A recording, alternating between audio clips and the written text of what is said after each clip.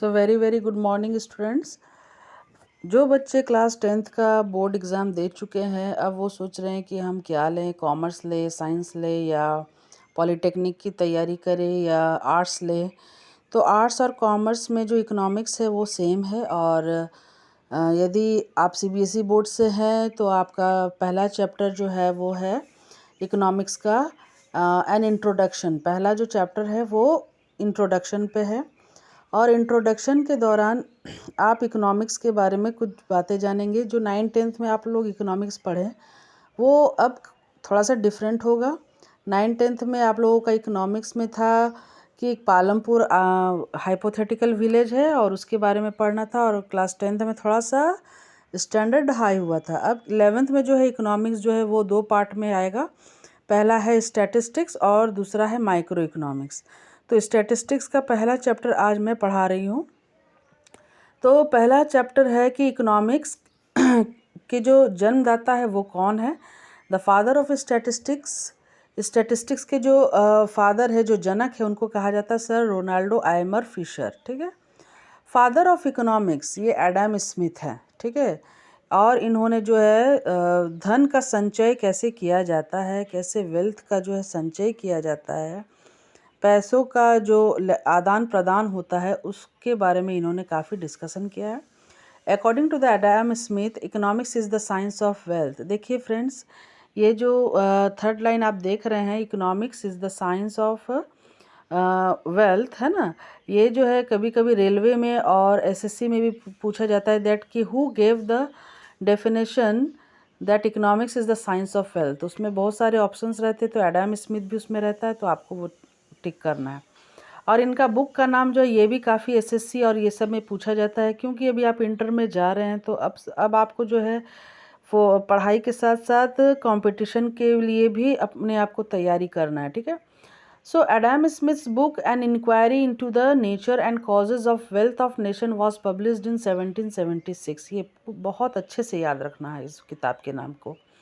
ठीक है। Adam Smith के द्वारा ये किताब लिखी गई थी और 1776 में लिखी गई थी। ये कैपिटलिस्ट इकोनॉमी के बारे में बताया गया था। कैपिटलिस्ट यानी कि जहाँ पे प्राइवेट सेक्टर को प्रायोरिटी दिया जाता है, जहाँ व्यक्तिगत तरीके से जो भी कंपनी चल रही है उसको ज़्यादा से ज़्यादा प्रायोरिटी दिया जाता है। ये कैपिटलिस्ट इकोनॉमी किस देश में होगा? यूएसए में होगा। ठीक है। नेक्स्ट हम लोग देखते हैं welfare definition by Alfred Marshall. ये अल्फ्रेड मार्शल का पिक है। ठीक है। According to the Alfred Marshall, economics is the study of man in ordinary business of life. It inquires how he gets his income and how he uses it. Economics is the study of man. देखिए ये बहुत important है कि वो किस तरह से धन का संचय कर रहा है, वो खोज रहा है कि हमें धन कैसे मिले और वेल्थ कैसे मिले। ठीक है। ताकि वो अपना जो दैनिक दिनचर्या है उसको काम कर सके। अब देखिए स्कार्सिटी डेफिनेशन ही बहुत ही इंपॉर्टेंट है। स्कार्सिटी डेफिनेशन किसने दिया था? यह है लियोनल रॉबिन्सन ने। ठीक है। According to the professor Lionel Robbins, economics is the science which studies human behaviour as the relationship between ends and the scarce means which have alternative uses. देखिए scarcity यानी कि कमी। अभी देखिए जो भी आज रिसोर्सेस है, रिसोर्सेस जो हमें फ्री गिफ्ट ऑफ नेचर मिला है, लैंड, रिवर, फॉरेस्ट, ठीक है, solar energy, water energy, wind energy, this all are the resources. ये रिसोर्सेस जो है हमें मुफ्त में मिला हुआ है, प्रकृति ने हमें फ्री में दिया है। ठीक है। तो रॉबिन्सन ने कहा कि ये सब तो ये सारी रिसोर्सेज तो हमें मिला ही है, लेकिन लैंड एक ऐसा रिसोर्स है जहाँ पे हमें कमी है ना। Land is limited source of limited resource. ठीक है। वो कभी बढ़ नहीं रहा है। लैंड जो है धीरे धीरे जो है भूमि की जो संख्या है वो धीरे धीरे घटी रही है। ठीक है। ये चीज़ आपको याद रखना होगा। और स्कार्सिटी डिफिनेशन रॉबिन्सन ने दिया था। ग्रोथ ओरिएंटेड डिफिनेशन दिया था प्रोफेसर सैमुअल्सन ने, है ना। यानी कि जितना भी हम आज तकनीकी रूप से या वैज्ञानिक रूप से हम आगे बढ़ रहे हैं, तो इसका डेफिनेशन किसने दिया है? सैमुअल्सन ने, प्रोफेसर सैमुअल्सन ने। ठीक है। According to the Professor Samuelson, economic is the study how man and society choose, with or without use of money, to employ scarce productive resource, which could have alternative uses to produce various commodities over time and distribute them for the consumption and now in future among various people groups of the society. तो ये definition है growth oriented Samuelson के द्वारा।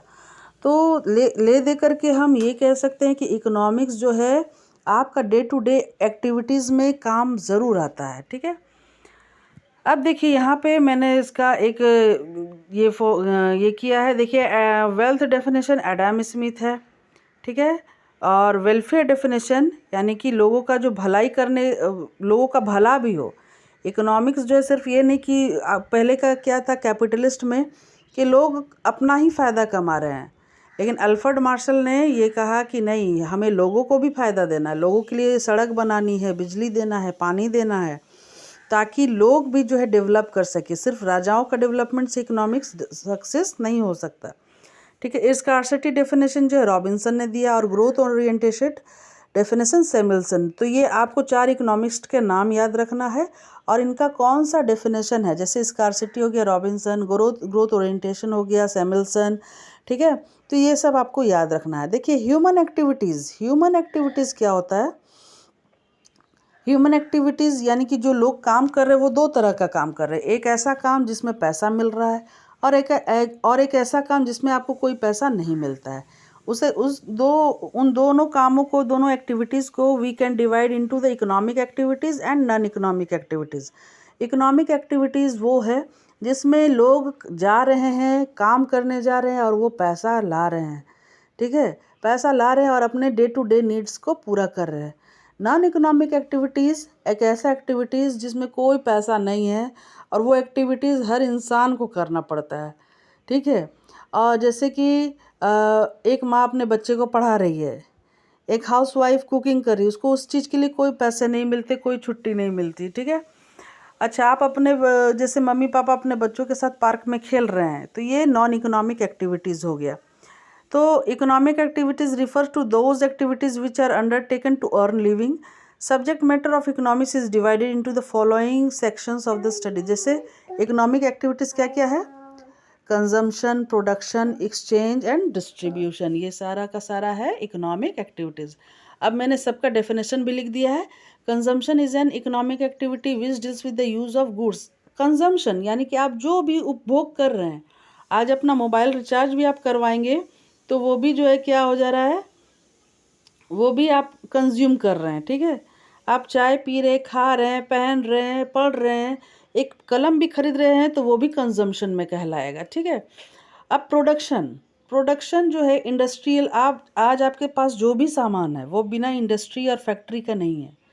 आप अपने घर का furniture भी देख लो, आप अपने घर का कोई कपड़ा भी देख लो, है ना, तो वो सब जो है इंडस्ट्री के द्वारा मैन्युफैक्चरिंग किया जाता है। तो वो हो गया प्रोडक्शन। यदि इंडस्ट्री नहीं रहेगा